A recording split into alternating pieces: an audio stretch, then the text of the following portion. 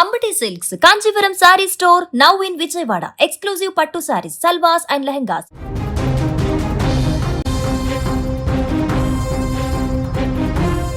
వికారాబాద్ జిల్లాలో విషాదం నెలకొంది. మహిళా పోలీస్ కానిస్టేబుల్ ఆత్మహత్య చేసుకుంది. ధరూర్ పీస్లో దివ్య పనిచేస్తూ ఉన్నారు. చనిపోయే ముందు ఒక చివరి లేఖ అయితే రాయడం జరిగింది.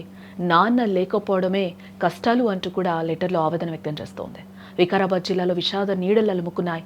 రక్షణ కల్పించాల్సిన ఖాకీ యూనిఫామ్ వేసుకున్న ఓ మహిళా కానిస్టేబుల్ తను చాలించారు. ధైర్యానికి మారుపేరుగా నిలవాల్సిన పోలీస్ అధికారిని బల్వన్మరణానికి పాల్పడడం స్థానికంగా తీవ్ర కలకలం రేపుతోంది.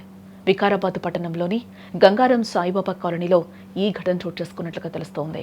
మృతురాల్ని దివ్యగా గుర్తించారు పోలీసులు. ఆమె ధరూర్ పోలీస్ స్టేషన్లో రైటర్గా విధులు నిర్వహిస్తూ ఉన్నారు. ఎంతో కష్టపడి పోలీసు ఉద్యోగాన్ని సాధించిన దివ్య విధి నిర్వహణలో అందరితో కలివిడిగా ఉండేవారని సహచరులు చెప్తూ ఉన్నారు. అలాంటి వ్యక్తి తన నివాసంలోనే విగత జీవిగా పడి ఉండడం చూసి కుటుంబ సభ్యులు కన్నీరు మున్నీరైపోతూ ఉన్నారు. దివ్య చనిపోయే ముందు రాసిన చివరి లేఖ ఇప్పుడు అందరినీ కూడా కలిచివేస్తోందని చెప్పుకోవచ్చు. నా చావుకి ఎవరూ కారణం కాదు, నాన్న లేకపోవడమే మనకు ఇన్ని కష్టాలు తెచ్చిపెట్టింది అంటూ ఆ లేఖలో ఆవేదన వ్యక్తం చేసింది దివ్య. తండ్రి మరణం తర్వాత కుటుంబంలో ఎదురైన మానసిక సంఘర్షణ లేదా ఆర్థిక ఇబ్బందులే ఆమెను ఈ కఠిన నిర్ణయం తీసుకునేలా ప్రేరేపించాయనే అనుమానాలైతే ప్రస్తుతం వ్యక్తమవుతూ ఉన్నాయి. ఘటనపై సమాచారం అందుకున్న పోలీసులు వెంటనే సంఘటనా స్థలానికి చేరుకున్నారు. సిఐ రఘుకుమార్ ఆధ్వర్యంలో విచారణ అయితే కొనసాగుతూ ఉంది. మృతదేహాన్ని పోస్టుమార్టం నిమిత్తం ప్రభుత్వ ఆసుపత్రికి తరలించారు. ప్రాథమికంగా ఇది వ్యక్తిగత కారణాల వల్ల జరిగిన ఆత్మహత్యగా కూడా భావిస్తూ ఉన్నారు. నమస్తే, నా పేరు రఘుకుమార్, వికారాబాద్ టౌన్ ఇన్స్పెక్టర్ని. ప్రస్తుతం మనం గంగారం విలేజ్లో ఉన్నాం. ఇక్కడికి రావడానికి ముఖ్య కారణం ఏంటంటే ఈరోజు ధారూర్ పిఎస్లో పనిచేస్తున్నటువంటి రైటర్ దివ్య గారు సూసైడ్ చేసుకొని హ్యాంగింగ్ చేసుకొని చనిపోవడం మా దృష్టికి వచ్చింది. ఇక్కడికి వచ్చిన తర్వాత చూసినట్టయితే ఆమె చున్నీకి తన గొంతు బిగించుకొని వేలాడే కింద కాలాన్ని చనిపోయినట్టు తెలుస్తూ ఉంది. ఆమె మరణానికి గల కారణాలు ఇప్పటిదాకా తెలియలేదు.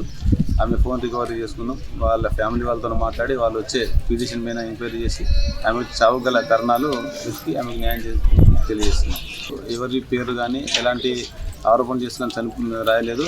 కేవలం అమ్మ నాన్న క్షమించండి, నాన్న లేకపోవడం వల్లే మనకి బాధలు కష్టాలు, నా చావులో ఎవరికి ఎందులో ఎలాంటి అది లేదు, వాళ్ళు నెనుకుంటున్నాను, నా చావుకు ఎవరు కారణం కాదని చెప్పింది. కష్టాలను ఎదిరించి సమాజానికి ఆదర్శంగా నిలవాల్సిన యువతి ఇలా అర్ధాంతరంగా తనువు చాలించడం పట్ల సర్వత్రా ఆవేదన వ్యక్తమవుతోంది.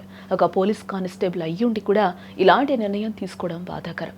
ఈ ఘటనపై కేసు నమోదు చేసిన పోలీసులు పూర్తిస్థాయి దర్యాప్తు చేపట్టారు. దివ్య మృతితో అటు పోలీస్ శాఖలోనూ ఇటు ఆమె కాలనీలోనూ విషాద ఛాయలు అలుముకున్నాయి. ఎప్పుడు రావాలి, ఒకవేళ మా చెల్లెలు లేపకుంటే నాకు ఫోన్ చేసిండు. మళ్ళీ ఒక 2-3 టైమ్స్ రిపీటెడ్ గా కాల్ చేసి చూడడానికి వచ్చిన అయితే ఆయనకి ఏంటంటే డిపార్ట్మెంట్ ఇద్దరు. అమ్మాయికి ఏమైందంటే పిల్ల మంచిది, సెన్సిటివ్ ఉంటది, ఎవరితో మాట్లాడదు, క్యారెక్టర్ వైజ్ చాలా మంచి అమ్మాయి, బాగుంటారని వాళ్ళ కొలీగ్స్ లో మాట్లాడేదంట ఆ అబ్బాయితోటి. ఆ అబ్బాయి కనుక్కొని ఫోన్ చేయడం, మళ్ళీ కాల్స్ చేసిండంట. మధ్యలో కొన్ని రోజులు ఏమైంది, నేను లాస్ట్ సండే వస్తాను అక్క వాళ్ళు లాస్ట్ సండే వస్తాను, మళ్ళీ సిఐ దగ్గర ఇల్లు వాస్తుంది అది ఉంది, ఓకే దమ్ చేస్తున్నాడు. ఫోన్ చేసి ఒక్కసారి నువ్వు మాట్లాడవా, నెక్స్ట్ సండే రమ్మని చెప్పు అన్నది మా చెల్లెలు.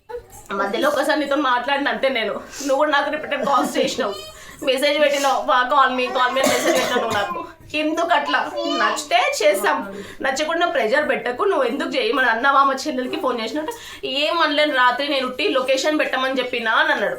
చెల్లెలకి లొకేషన్ పెట్టమన్నాడట. అవి ఎందుకు నువ్వు పెట్టాలనుకున్నా, ఏదో నువ్వు నాతో మాట్లాడాలి, నువ్వు చెల్లెలతో ఎందుకు చెప్తా, పెద్ద మనిషి నువ్వు నాతో ఆల్రెడీ కాంటాక్ట్ లో ఉన్నావు, మా అక్క నంబర్ అని ఇచ్చింది ఆ పిల్ల నీకు, నువ్వు నాకు చెప్పాలి కదా, ఏమన్నా ఉంటే నాతో మాట్లాడాలి కదా, నువ్వు మరి చెల్లెకి లొకేషన్ ఎందుకు పంపమను, నాకు లొకేషన్ పంపమని చెప్పాలని చెప్పేసి నేను ఏమనలేను అక్క, అసలు నేను ఏమంటే నేను మాట్లాడలేను ఆయననే అన్నాడు మధ్యలో.